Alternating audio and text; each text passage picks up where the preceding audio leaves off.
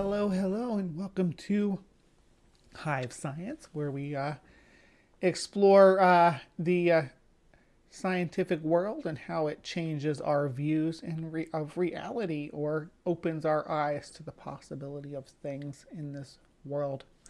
All right, and today I have an ecology topic. You know, that's my favorite. I'm a big ecology nerd, so I didn't want to leave you guys out on this because it's really cool.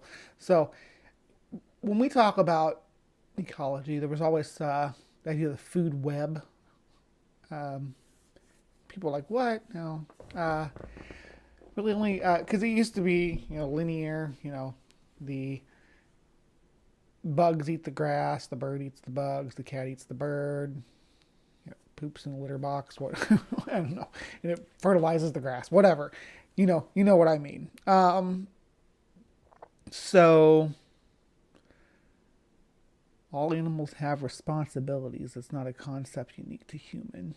Yeah. Okay. Yeah. It was, the role that we play in our respective niche. But it's weird when you think of something that can be. It seems like it'd be unrelated, right? Like, why would these two? Why would this correlation link?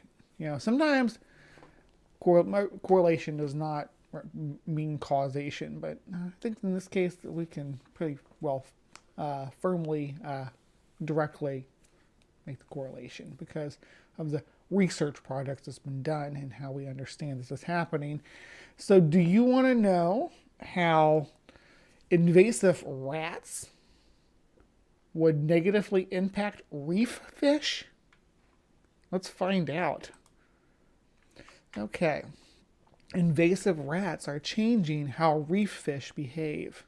It's because there's not enough bird poop. Jewel damselfish living on coral reefs surrounding rat-infested tropical islands have become less territorial and less aggressive due to a bizarre ecological link between the two species. Bird poop. It's no secret that invasive rats cause widespread and long-lasting damage to tropical island ecosystems. Not just tropical islands, any island ecosystem. But now a new finding reveals that the invasive rodents' impact may extend even further than the land on which they scamper. These ravenous critters can also disrupt the surrounding marine ecosystem. In the Indian Ocean, invasive island rats have altered the behavior of tiny farming fish known as jewel damselfish. We're going to try it. Microspathodon chrysurus. Okay, so we'll just break that down. Micro, small. I don't know what spath means. So don means teeth. Small teeth, spath. I don't know. I'll have to look it up.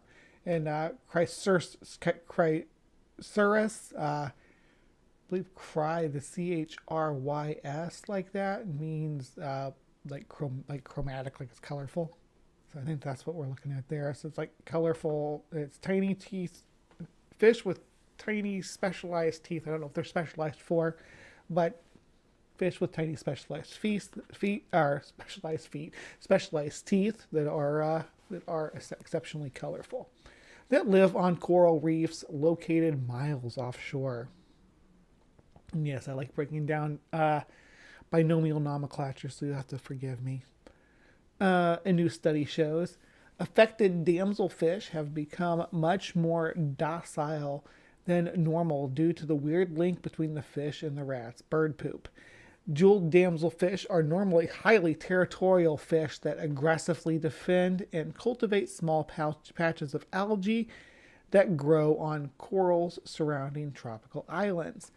The plants, excuse me, the plant patches are greatly desired by the damselfish because the algae are highly nutritious, thanks largely to the nutrients that run off from the island. One main source of island-derived nutrients is poop or guano, excreted by seabirds that nest on the island, which they get washed into the ocean. Yes. However, invasive rats, which were historically introduced to the islands after stowing away on ships, are known to decimate bird populations on their new homes by sneaking into nests and feeding on unhatched eggs. This can cause seabird densities to decrease by up to 720 times on rat-infested islands, which can decrease the nutrients in the surrounding water by up to 251 times. The study authors explained in a statement, as a result, the damselfish's algae patches have become less nutritious, which means the feisty farmers are less inclined to defend them.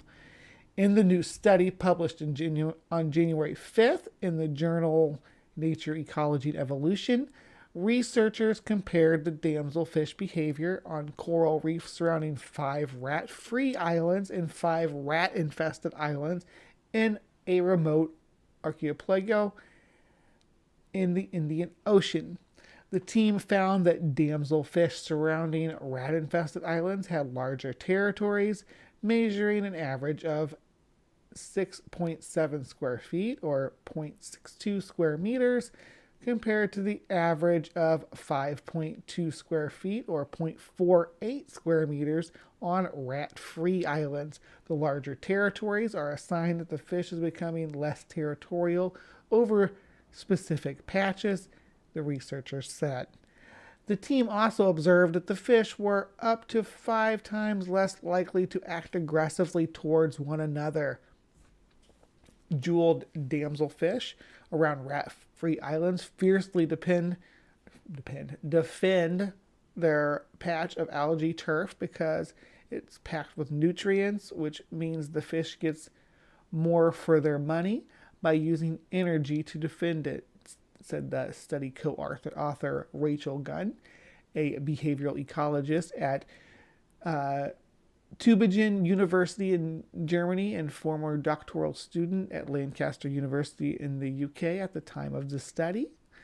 We believe that the presence of rats is lowering the nutritional benefit of the turf to the extent that it's almost not worth fighting for, which is what we are observing with the behavioral change.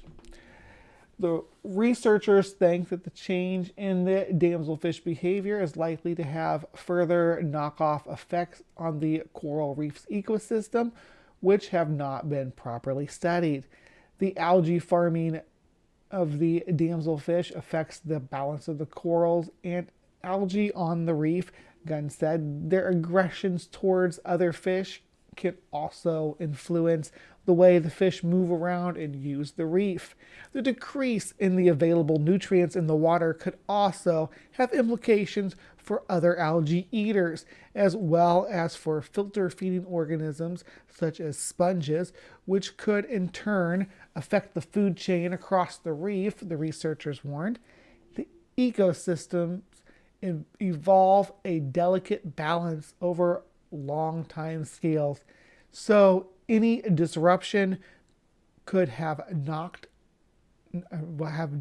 consequences. I'm going to have to look that up. Knock-on consequences is a term I learned today.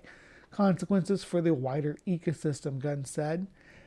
The team believes the new findings show how important it is to control or completely kill off invasive rat populations where possible. Rat eradication has the potential to have multiple cross-ecosystem benefits, Gunn said. The removal of rats from tropical islands would likely restore the territorial behavior of the jewel damselfish and provide other benefits to the rest of the coral reef, she added. This was written by Harry Baker, staff writer at HiveScience. Looks like he is a grad student. Oh, he graduated. Yeah, he's got a blog called Marine Madness if you want to check that out. So cool. That was just a little ecology for your palates there. Invasive rats are changing how these fish act regarding their little territories. So fertilizer's always been important in farming, regardless of whether it's humans farming or other creatures farming. Yeah, and rats. The rats won't poop on the beach like the birds do. The rats go inland. They don't come on the reach out of the beach to scavenge. If they go inland, away from the surf to spend most of the time to live and eat. So yeah, they would defecate a little bit into the surf, but I don't imagine, like Ring said, that it'd be as nutritious, but it would definitely wouldn't be as much